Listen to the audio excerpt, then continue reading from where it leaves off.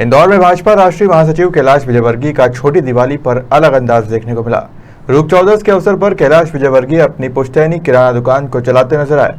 इस दौरान कैलाश विजयवर्गीय ने जहां प्रधानमंत्री नरेंद्र मोदी की जमकर तारीफ की और कहा कि इस समय देश में ऐसा कोई नेता नहीं है जो पीएम मोदी की राजनीतिक ऊंचाइयों को छू सके, वहीं राहुल गांधी के उज्जैन दौरे पर कहा कि मंदिर मस्जिद जाने के नाम पर राहुल गांधी सिर्फ नौटंकी करते हैं। देखिए, ये तो सभी लोग कहते रहते हैं, पर मैं समझता हूँ कि अभी देश के पास ऐसा कोई नेता नहीं है जो नरेंद्र मोदी जी के जो राजनीतिक ऊंचाई है उसको छू सके। इसलिए 2024 में फिर से भारतीय जनता पार्टी की सरकार बनेगी और बहुत बहुमत के साथ। मोदी जी अयोध्या में दिवाली मना रहे हैं और लगातार अपने कांग्रेस भी आरोप लगा रही है कि मतलब कंटिन्यू जो अपने दौरे चल रहा है मोदी जी के। नहीं, ये तो बहुत अच्छी बात है। मैं तो समझता हूँ कि कल ही मैं कहीं पर था और वहाँ लोग कह रहे थे कि हमें गर्व है हमारे प्रधानमंत्री पर। मैं एक सामाजिक कार्यक्रम में था तो वहाँ बुजुर्गों ने कहा कि हमें गर्व है हमारे प्रधानमंत्री पर। हमने देश की आज़ादी के बाद पहला ऐसा प्रधानमंत्री देखा जो मंदिरों में जाके श्रद्धा के साथ पूजा करता है, त्रिपुटी लगाता है, साधना करता है, माला जपता है। तो ऐसा लगता है कि हमारे बीच का ही प्रधानमंत्री है। तो इस देश की भावना के अनुरूप इस देश के प्रधानमंत्री काम करते हैं। और आप सभी जानते हैं कि आक्रांताओं ने जब हमारे देश पे हमला किया था तो हमारे आस्था के केंद्र जितने भी थे, चाहे राम मंदिर हो, चाहे बाबा विश्वनाथ का मंदिर हो, सभी मंदिरों को कभी खंडित किया है, कभी उस पर कब्जा किया है। पर हमें गर्व है कि मोदी जी के प्रधानमंत्री बनने के बाद इस देश के सारे आस्था के केंद्रों का विकास हो रहा है। चाहे केदारनाथ हो, चाहे बद्रीनाथ हो, चाहे सोमनाथ हो, चाहे महाकाल बाबा का मंदिर हो, चाहे बनारस का मंदिर हो, सारे मंदिरों का विकास कार्य हो रहा है। देश में तो हो रहा है, पर विदेश में भी मंदिर बन रहे हैं। जैसे आबू धाबी में बहुत अच्छा एक मंदिर बन रहा है।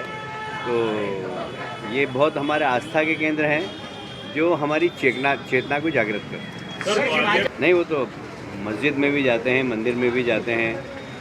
अगर मंदिर से निकलते हैं और तिलक लगा के और मस्जिद में घुसते हैं तो सबसे पहले तिलक धोते हैं। ये सब लोगों ने देखा है, तो ये उनका नौटंकी है। और हमारे देश के प्रधानमंत्री से यदि वो कंपैरिजन करें तो वो जहाँ जाते हैं वहीं जाते हैं, जहाँ जाना चाहिए वहीं जाते हैं। गृह मंत्रालय द्वारा राजीव गांधी ट्रस्ट पर जो रोक लगा दी ताकि विदेश से उनको चंदा नहीं मिल सकेगा। शी जिनपिंग तीसरी बार चाइना के राष्ट्रपति बन रहे हैं और वो बहुत ज़्यादा एग्रेसिव पॉलिसी को लेकर चलते हैं। नरेंद्र मोदी जी 500 नए गाँव बॉर्डर पे, चाइना बॉर्डर पे बसा रहे हैं। ये किस तरीके से काउंटर करेगा चाइना की एग्रेसिव पॉलिसी? क्यों? देखिए, चीन की जो नीति है सारी दुनिया जानती है कि वो विस्तारीकरण की नीति है। वो अपनी सीमा से बाहर जाकर ज़मीनों पर कब्जा करते हैं। पर भारत अब इसको कतई बर्दाश्त नहीं करेगा।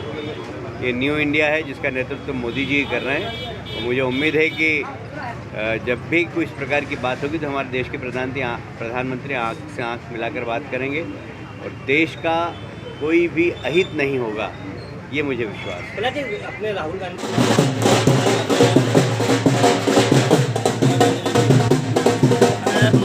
थोड़ा सा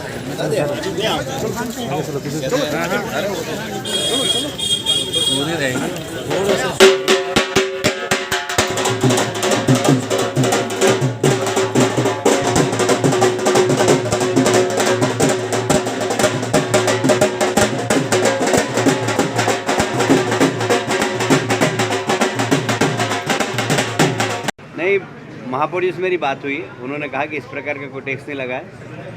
2017 में राज्य शासन ने कोई एडवर्टाइजमेंट पॉलिसी बनाई है, उसके अंतर्गत टैक्स लगा है। पर अभी उन्होंने नोटिस जारी हुए थे, वो रोक दिए हैं और व्यापारियों से बैठकर बात करेंगे जब इस टैक्स के बारे में चर्चा होगी। नहीं, वो तो मस्जिद में भी जाते हैं, मंदिर में भी जाते हैं। अगर मंदिर से निकलते हैं और तिलक लगा के और मस्जिद में घुसते हैं तो सबसे पहले तिलक धोते हैं। ये सब लोगों ने देखा है, तो ये उनका नौटंकी है। और हमारे देश के प्रधानमंत्री से यदि वो कंपैरिजन करें तो वो जहाँ जाते हैं वहीं जाते हैं, जहाँ जाना चाहिए वहीं जाते हैं। गृह मंत्रालय द्वारा राजीव गांधी ट्रस्ट पर जो रोक लगा दी ताकि विदेश से उनको चंदा नहीं मिल सकेगा। शी जिनपिंग तीसरी बार चाइना के राष्ट्रपति बन रहे हैं और वो बहुत ज़्यादा एग्रेसिव पॉलिसी को लेकर चलते हैं। नरेंद्र मोदी जी 500 नए गाँव बॉर्डर पे, चाइना बॉर्डर पे बसा रहे हैं। ये किस तरीके से काउंटर करेगा चाइना की एग्रेसिव पॉलिसी? क्यों? देखिए, चीन की जो नीति है सारी दुनिया जानती है कि वो विस्तारीकरण की नीति है। वो अपनी सीमा से बाहर जाकर ज़मीनों पर कब्जा करते हैं, पर भारत अब इसको कतई बर्दाश्त नहीं करेगा।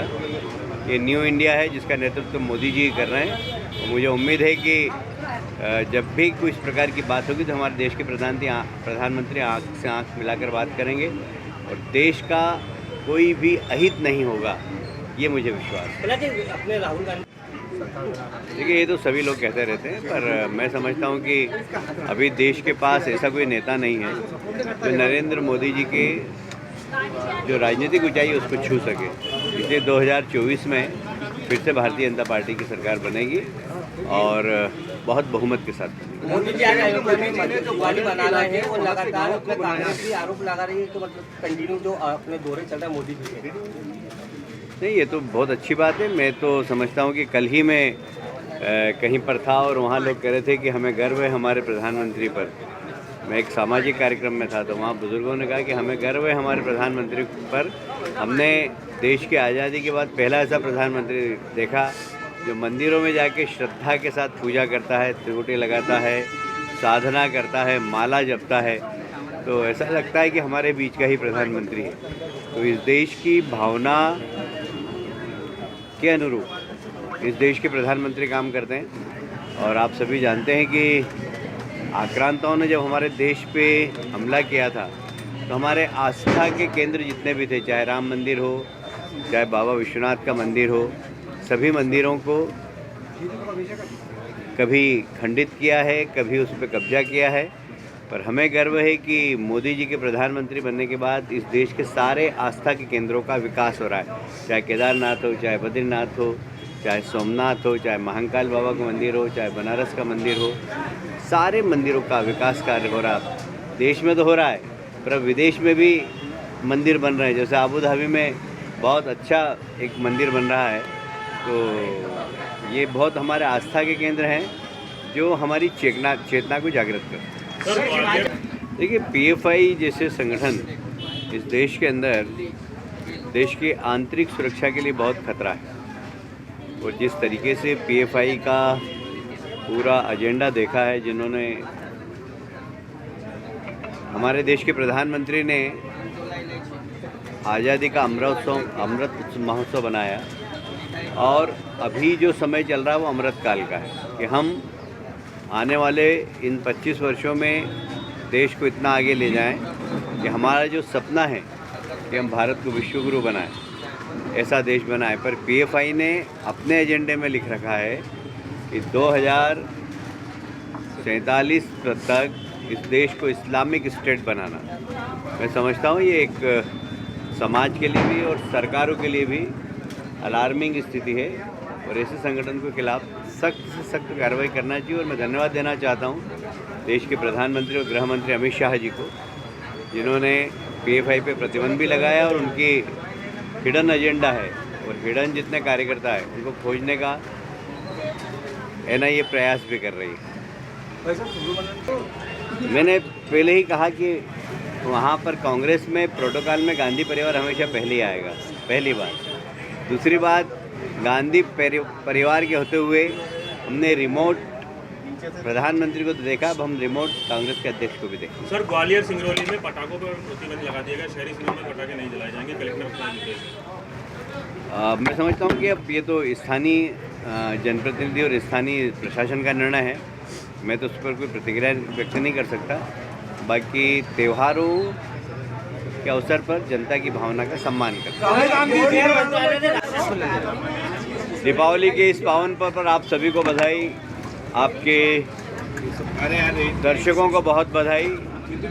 सारे विश्व में मंदी का दौर है, पर इस बार जिस उत्साह के साथ दिवाली मन रही है, निश्चित रूप से इसके ऊपर प्रभाव है नरेंद्र मोदी जी की सरकार के नेतृत्व का। तो मैं कह सकता हूं कि दुनिया के अंदर बहुत मंदी है, पर जिस प्रकार उत्साह के साथ दीपावली मन रही है, मैं मोदी जी को भी धन्यवाद देना चाहता हूं। इस देश की जनता को भी दीपोत्सव के अवसर पर बहुत बहुत बधाई। आने वाला वर्ष सबके लिए बहुत मंगलमय। अब पूछना तो पूछो पे फटाफट। देखिए, मैंने पहले भी कहा है कि खेल को खेल की भावना से देखना चाहिए और खेल को किसी देश की सीमा पे नहीं बांधना चाहिए। पर ये बात सही है कि कभी कोई देश इस प्रकार का काम करे जिसकी करनी और कथनी में अंतर हो तो ज़रूर सरकार निर्णय ले सकती है। अदरवाइज़ मैं समझता हूँ कि खेल को खेल के प्रकार से ही लेना चाहिए। मोदी जी आज दिवाली